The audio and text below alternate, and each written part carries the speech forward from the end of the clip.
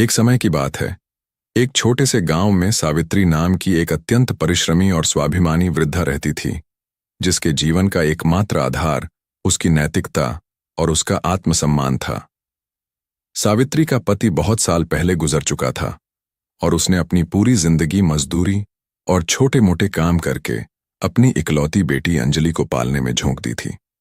अंजलि पढ़ने में बहुत होशियार थी और सावित्री का सपना था कि उसकी बेटी समाज में एक ऊंचा मुकाम हासिल करे, ताकि उन्हें फिर कभी किसी के सामने झुकना न पड़े। सालों की मेहनत रंग लाई और अंजलि का चयन भारतीय पुलिस सेवा यानी आईपीएस के लिए हो गया। अंजलि की ट्रेनिंग दूसरे शहर में चल रही थी और सावित्री नहीं चाहती थी कि उसकी बेटी को पता चले कि वह अभी भी अपना गुजारा करने के लिए शहर की व्यस्त सड़क के किनारे मिट्टी के दिए और हाथ से बनी मालाएं बेचती हैं।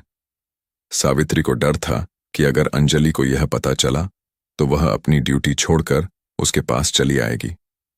शहर के जिस व्यस्त चौराहे पर सावित्री अपनी छोटी सी दुकान लगाती थी, वहां का वातावरण बहुत ही कोलाहलपूर्ण रहता था।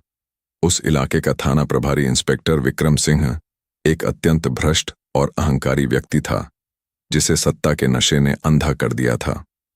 विक्रम सिंह का नियम था कि उस चौराहे पर जो भी रेहड़ी पटरी वाला दुकान लगाएगा, उसे अपनी कमाई का आधा हिस्सा हफ्ता के रूप में उसे देना होगा। एक तपती दोपहर में जब सावित्री धूप से बचने के लिए अपने पुराने छाते के नीचे बैठी ग्राहकों का इंतजार कर रही थी, तभी इंस्पेक्टर विक्रम सिंह की सरकारी जीप वहां आकर रुकी। विक्रम सिंह गाड़ी से उतरा और अपनी लाठी लहराते हुए सीधा सावित्री की दुकान के पास पहुंचा। उसने अपनी भारी आवाज में चिल्लाकर कहा कि बुढ़िया, तुझे कितनी बार समझाया है कि यहां धंधा करना है तो मेरा हिस्सा पहले जमा करना होगा। सावित्री ने बहुत ही विनम्रता से हाथ जोड़कर कहा कि साहब, आज सुबह से एक भी पैसा नहीं कमाया है, अभी तो बोहनी भी नहीं हुई। जैसे ही कुछ पैसे आएंगे मैं खुद थाने आकर दे जाऊंगी। लेकिन विक्रम सिंह के सिर पर सत्ता और लालच का भूत सवार था।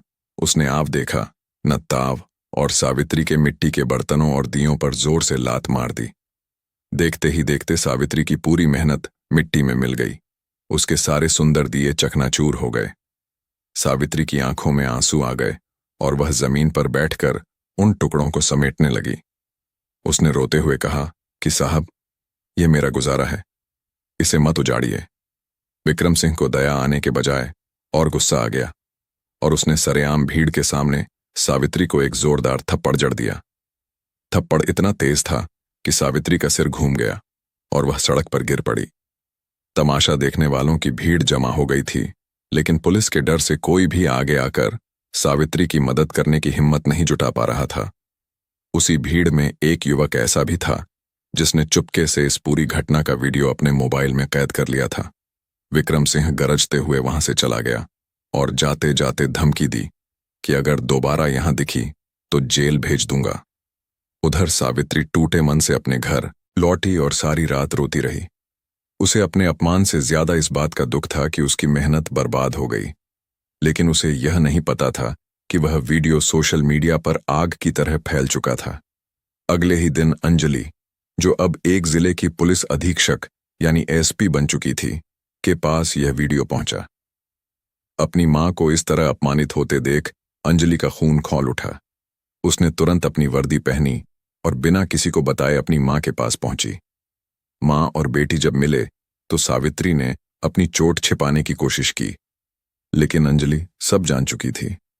अंजलि ने अपनी मां को गले लगाया और वादा किया कि आज एक बेटी अपनी मां के अपमान का बदला कानून के दायरे में रहकर लेगी। अंजलि ने तुरंत उस जिले के डीआईजी से बात की और सारी घटना की जानकारी दी। अगले दिन अंजलि सादे कपड़ों में उसी चौराहे पर पहुंची जहां विक्रम सिंह अपनी वसूली कर रहा था। अंजलि ने देखा कि वह एक और गरीब फल वाले को धमका रहा था। अंजलि आगे बढ़ी और उसने विक्रम सिंह को टोकते हुए कहा कि आप वर्दी की गरिमा भूल रहे हैं। विक्रम सिंह ने उसे एक साधारण लड़की समझकर बदतमीजी करनी शुरू कर दी और कहा कि तू मुझे सिखाएगी कि मुझे क्या करना है। अंजलि ने मुस्कुराते हुए अपना पहचान पत्र निकाला और जब विक्रम सिंह ने देखा कि उसके सामने जिले की नई एसपी खड़ी है तो उसके पैरों तले जमीन खिसक गई। उसका चेहरा सफेद पड़ गया और उसके हाथ कांपने लगे। अंजलि ने सबके सामने चिल्लाकर कहा कि जिस हाथ से तुमने एक बेकसूर बुजुर्ग महिला पर वार किया था, आज वही हाथ कानून की बेड़ियों में होंगे। अंजलि ने तुरंत उसे सस्पेंड करने का आदेश जारी किया और भ्रष्टाचार की जांच के लिए एक टीम गठित कर दी। कुछ ही दिनों में विक्रम सिंह के पुराने काले कारनामे भी सामने आ गए। उसे न केवल नौकरी से हाथ धोना पड़ा, बल्कि उसे जेल की काल कोठरी में भी डाल दिया गया। जिस दिन विक्रम सिंह को जेल ले जाया जा रहा था, वह उसी चौराहे से गुजरा जहां सावित्री अब सम्मान के साथ अपनी दुकान चला रही थी। सावित्री की आंखों में अब आंसू नहीं, बल्कि अपनी बेटी की सफलता का गर्व था। पूरे शहर ने अंजलि के इस साहसी कदम की सराहना की और यह संदेश फैल गया कि न्याय की लाठी में आवाज नहीं होती, लेकिन उसका प्रहार बहुत गहरा होता है। सावित्री ने अंजलि से कहा कि बेटी, आज तूने सिर्फ मेरी लाज नहीं बचाई, बल्कि उन सैकड़ों गरीबों को भी हिम्मत दी है जो अन्याय के खिलाफ बोलने से डरते थे। अंजलि ने अपनी मां के पैर छुए और कहा कि मां, मेरा पद और मेरी वर्दी तभी सार्थक है जब मैं आपके जैसे मेहनतकश लोगों को सुरक्षा दे सकूं। उस दिन के बाद से उस शहर का कोई भी पुलिसकर्मी किसी गरीब पर हाथ उठाने की हिम्मत नहीं कर सका।